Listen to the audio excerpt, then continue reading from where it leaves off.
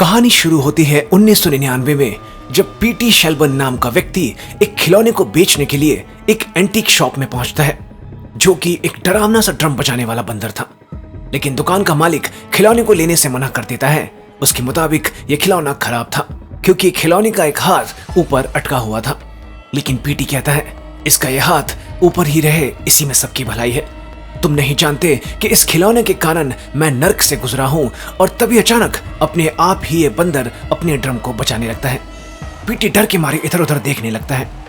उसी पल इस दुकान में मौजूद एक चूहा एक रस्सी को कुतरने लगता है। दुकान का मालिक कहता है, माफ कीजिएगा, और मुझे नहीं लगता इस बेकार से टूटे हुए खिलौने की वजह से आप किसी नर्क से गुजरे होंगे। ये बात दुकान के मालिक ने पूरी की भी नहीं होती है कि तभी अचानक चूहा रस्सी को पूरी तरह कुतर देता है, जिसके कारण एक कुल्हाड़ी एक पुतले के द्वारा पकड़ी हुई हार्पून गन पर गिरती है और वो चल जाती है। अगले ही पल तार से बंधी हुई हार्पून दुकान के मालिक के पेट के आर पार हो जाती है। उसे अपनी आंखों पर विश्वास नहीं हो रहा था।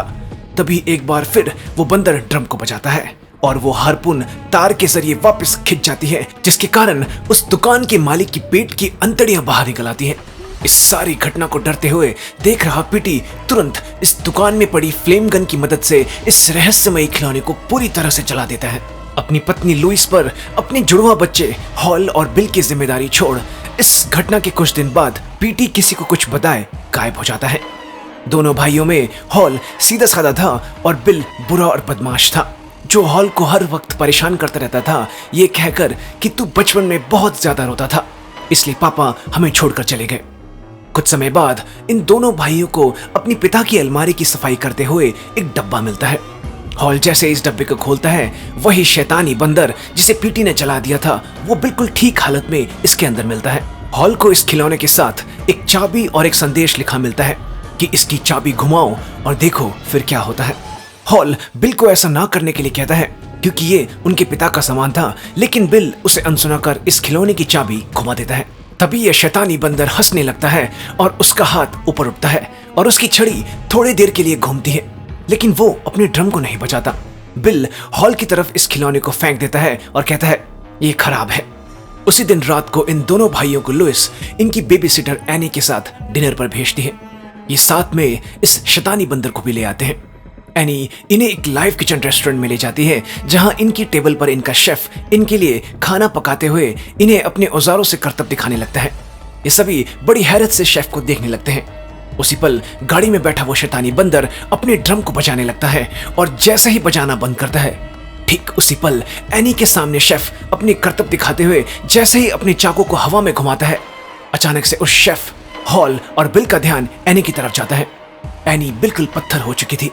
तभी उसके गले से खून की पतली धार बहने लगती है। शेफ ने गलती से उसका सिर धड़ से अलग कर दिया था, जो टेबल पर गिर पड़ता है। हॉल और बिल को अपनी आंखों पर यकीन नहीं हो रहा था। अगले दिन एनी के फुनरल के बाद लुइस हॉल और बिल को समझाती है, ताकि इन पर इस घटना का ज्यादा असर न पड़े।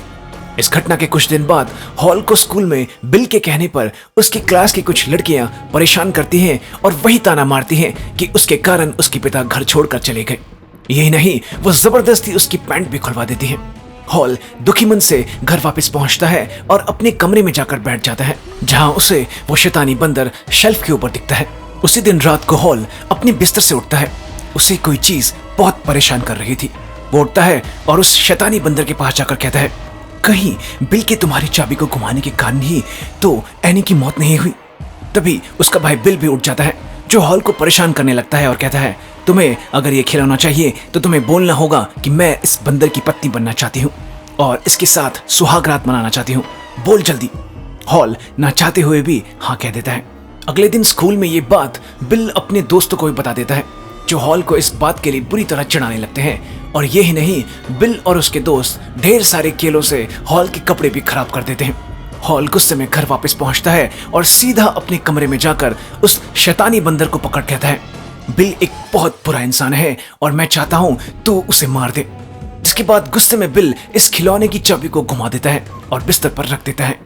ऐसा करते ही ये शैतानी बंदर मुस्कुराता है और अपने हाथ को ऊपर उठा लेता है। उसी पल बिल घर पहुंचता है और अपनी मां को ढूंढने लगता है।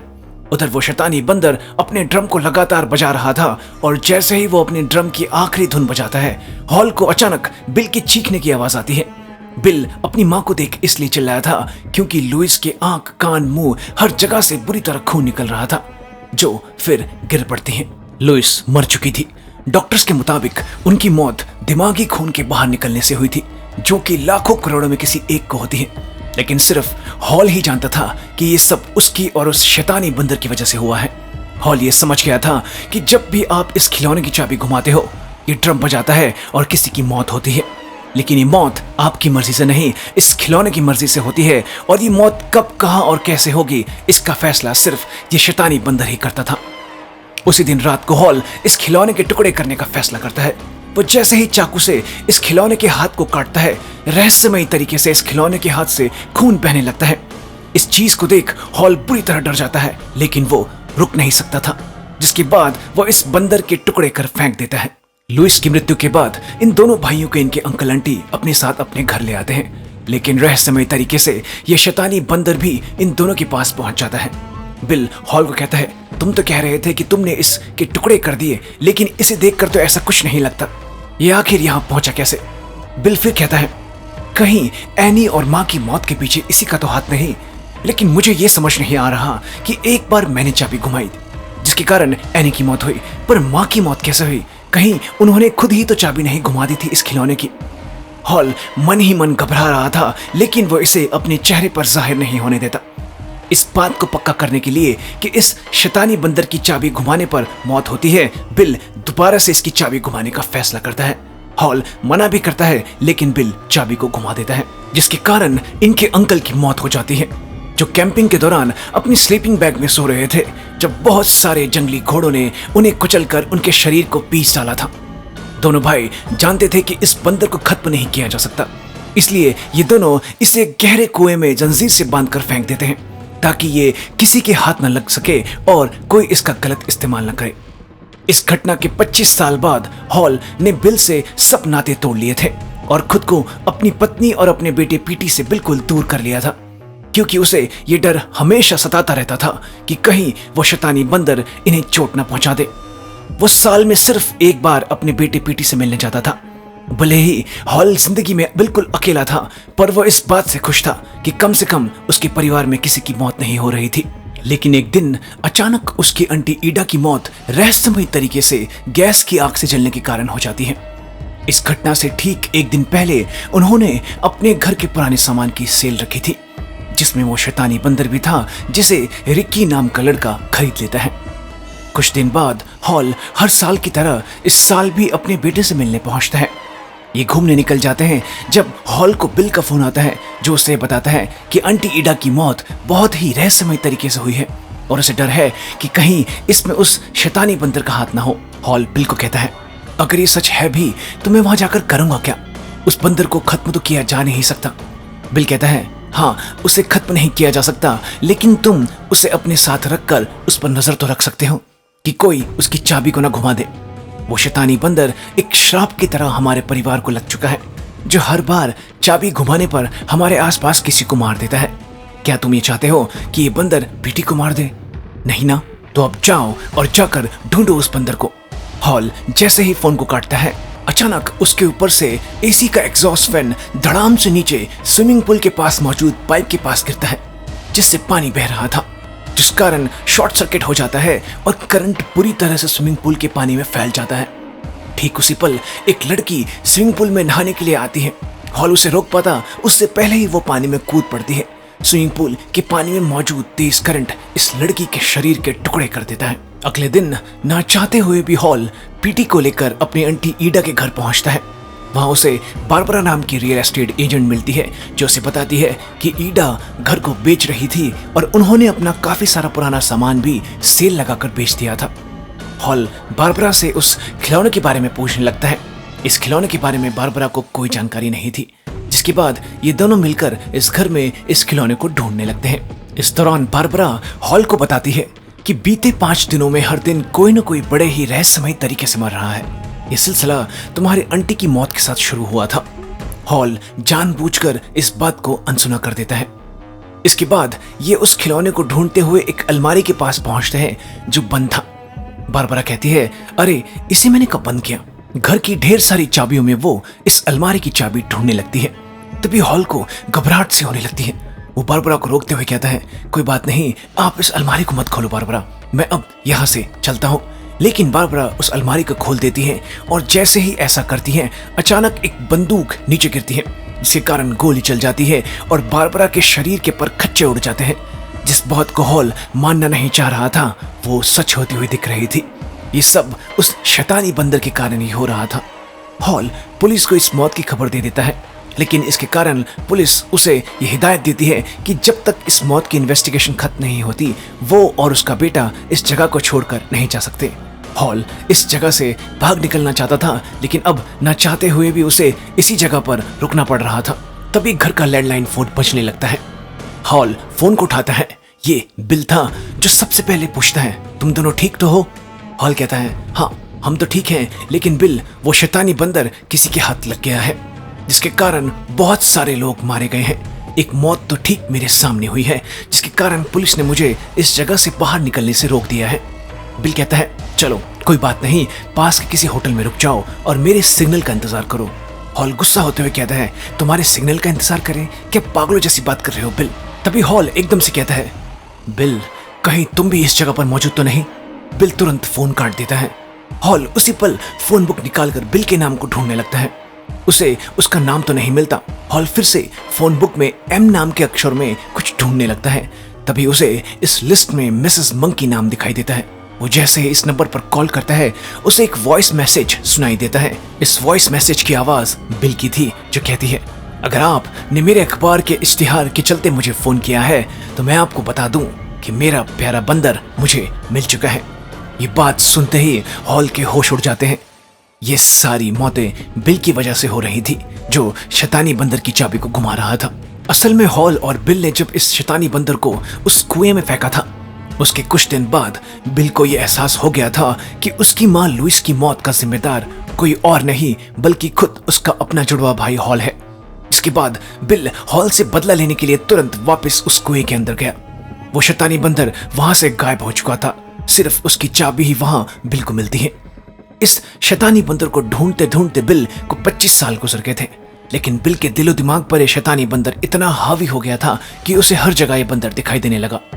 इस खिलौने को ढूंढने के लिए बिल ने अखबार में इश्तिहार भी दिया और एक दिन अचानक ये शैतानी बंदर वापस बिल के आंटी के घर पर आ गया, जिसे रिक्की ने सेल से खरीदा और वापस बिल को $50 में बेच दिया। हॉल और पीटी को अपनी आंटी ईडा की लोकेशन कास्को में लाने का प्लान बिल का ही था, ताकि वो हॉल से बदला ले सके। उधर बिल की लोकेशन पर रिक्की पहुंच जाता है, जो उससे शैतानी बंदर को वापस मांगने लगता है। रिक्की के पिता एक पुलिस वाले थे जो उसे बचपन में छोड़कर चले गए थे। रिक्की को न जाने क्यों ये बंदर उसके पिता की याद दिला रहा था, जिस कारण वो इसे बिल से वापस मांगने आ जाता है, लेकिन बिल उसे मनाकर वहां से चले जाने के लिए कहता है। उधर हॉल पीटी को लेकर कास्को के एक मोटेल में पहुंचता है और तुरंत बिल को फोन करता है और कहता है, बिल उस बंदर की चाबी को घुमाना बंद करो, तुम्हारी वजह से न जाने कितने बेकसूर लोग मारे जा रहे हैं।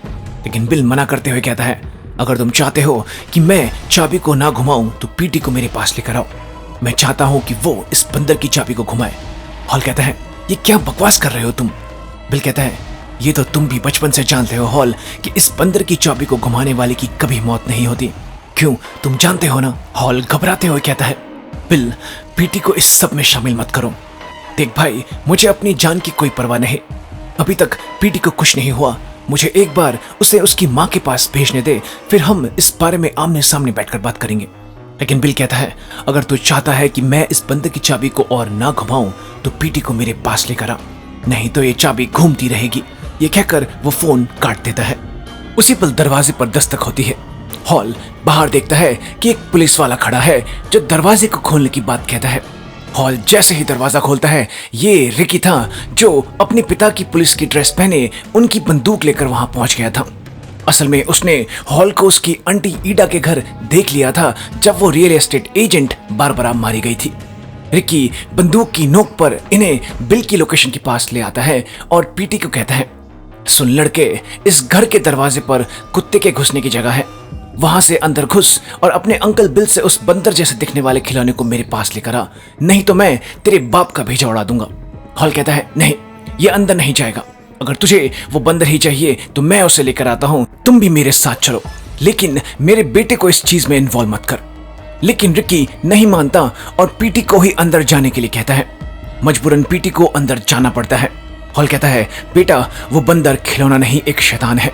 चाहे कुछ भी हो जाए उसकी चाबी बिल्कुल मत घुमाना, उसी की वजह से ये सारी मौतें हो रही हैं। इसके बाद पीटी बिल के घर के अंदर घुसता है और जैसे ही आगे बढ़ता है अचानक वो एक तार पर पांव रख देता है, जिसके कारण एक कुल्हाड़ी उसके पास से गुजरती है, जिससे वो बाल बाल बचता है। उसके अंकल ने इस घर में जगह जगह इस तरह के जाल बिछा रखे थे। अपने अंकल को ढूंढते हुए पीटी सीढ़ियों से ऊपर की तरफ जाने लगता है, जब फिर से पीटी का पांव एक तार से टकराता है। पीटी को इसका एहसास हो जाता है और वो पूरी तरह से इस तार पर पांव नहीं रखता। वो ऊपर देखता है, उसके सिर पर 3 तलवारें लटक रही थी, जो उसके इस तार को कुचलते ही उसे मार देती। वो आगे बढ़ जाता है, लेकिन उसे इस बात का एहसास नहीं होता कि उसके इस तार को हल्का सा छूने से एक और जाल जो उसके अंकल ने बिछा रखा था वो एक्टिवेट हो गया था, जिसमें एक भारी भरकम बॉलिंग बॉल लुढ़कते हुए एक लोहे के बक्से में आकर गिरता है। कुछ समय बाद पीटी अपने अंकल बिल के पास पहुंच जाता है, जो पहली बार उनसे मिल रहा था। पीटी कहता है, आप ठीक तो है अंकल? बिल, जो इस शैतानी बंदर के चक्कर में सब रिश्ते नाते तोड़ चुका था, ये बात सुन वो कहता है, न जाने कितना समय हो गया किसी ने मुझसे मेरी खैरियत नहीं पूछी।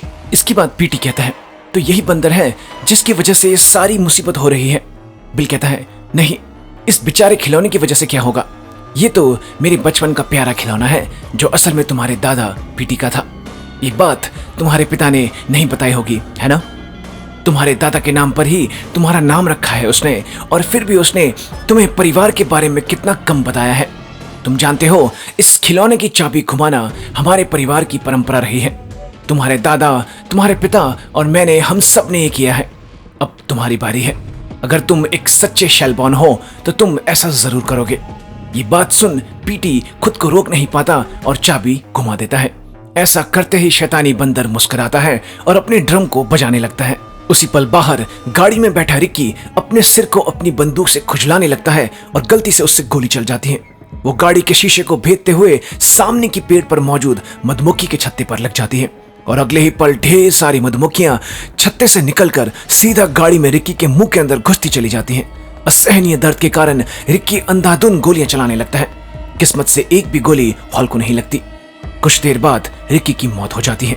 उसके पूरे मुंह के अंदर मधुमक्खियां भर चुकी थी, जो उसके चेहरे को फाड़कर बाहर निकल रही थी। उधर अंदर पीटी बाहर गोलियों की आवाज सुन अपने पिता के पास जाने लगता है, जब बिल उसे फिर से जबरदस्ती खिलौने की चाबी को घुमाने के लिए कहने लगता है, लेकिन पीटी ऐसा करने से मना कर देता है।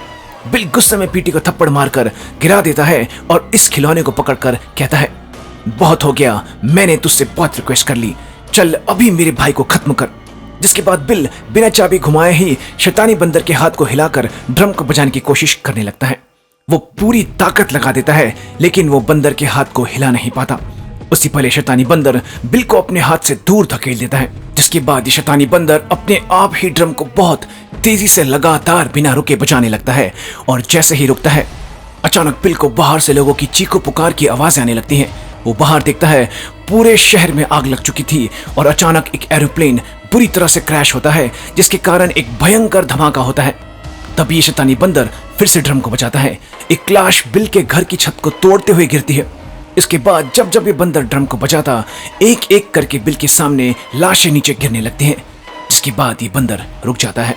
उसी पल हॉल भी वहां पहुंच जाता है और बिल पर बुरी तरह से गुस्सा होते हुए कहता है, ये सब कुछ तुम मुझे मारने के लिए कर रहे हो, है ना? बताओ मुझे, तुम ऐसा क्यों कर रहे हो? तुम्हारी हरकत मेरी बेटी की भी जान ले सकती है, बेवकूफ।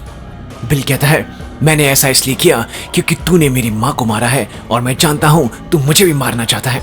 मैं तुझे अपने दिमाग में रखकर इस बंदर की चाबी को कई दिनों तक घुमाता रहा, लेकिन कोई फायदा नहीं हुआ। ये बंदर किसी की सुनता कहाँ है? हॉल कहता है, बिल, इसमें मेरी कोई गलती नहीं थी। इसमें किसी की भी कोई गलती नहीं है। जो कुछ भी हम दोनों ने बचपन में देखा वो किसी को भी ना देखना पड़े, लेकिन यही जिंदगी है, एक दिन सबको मरना ही है। वो सिर्फ तुम्हारी माँ नहीं थी, मेरी भी माँ थी, और मैंने भी वो दर्द सहा है जो तुमने सहा है। इस बात को सुन बिल कहता है, शायद तुम ठीक कह रहे हो भाई, मैंने कभी इस बात को इस तरह से नहीं सोचा था, मुझे माफ कर दो। बिल फिर खड़ा होता है और कहता है, तो तुम दोनों बाप बेटे रोड ट्रिप पर घूमने निकले हो? हाँ, मैं भी हमेशा अपने पिता के साथ ऐसे ही ट्रिप पर जाना चाहता था। हॉल कहता है, तो तुम हमारे साथ आ सकते हो बिल। लेकिन तभी वो शैतानी बंदर अपने आप ही ड्रम को एक बार फिर से बजाता है, जिसके कारण वो बाउलिंग बॉल जो पीटी के कारण एक लोहे के बक्से में गिरा था, वो अब एक तोप में गिरता है। तोप का मुंह बिल के सामने हो जाता है, जो बॉलिंग बॉल को बिल के मुंह पर दाग देता है, जिसके कारण उसके चेहरे के परखच्चे उड़ जाते हैं। असहाय हॉल और पीटी बिल के बिना सिर के शरीर को देखते रह जाते हैं। अगली सुबह बिल और पीटी अपने घर के लिए निकल जाते हैं। पीटी कहता है, मैं जानता हूं मौत एक दिन सबको आनी है, लेकिन यहां तो एक ही दिन में इस शैतानी बंदर ने कास्को के आधे लोगों को मार दिया। हम इस बंदर का क्या करेंगे पिताजी? बिल कहता है, ये शैतानी बंदर हमारी किस्मत का हिस्सा बन चुका है। इसे हमें बहुत संभाल कर रखना होगा ताकि कोई दोबारा इसकी चाबी को न घुमा सके।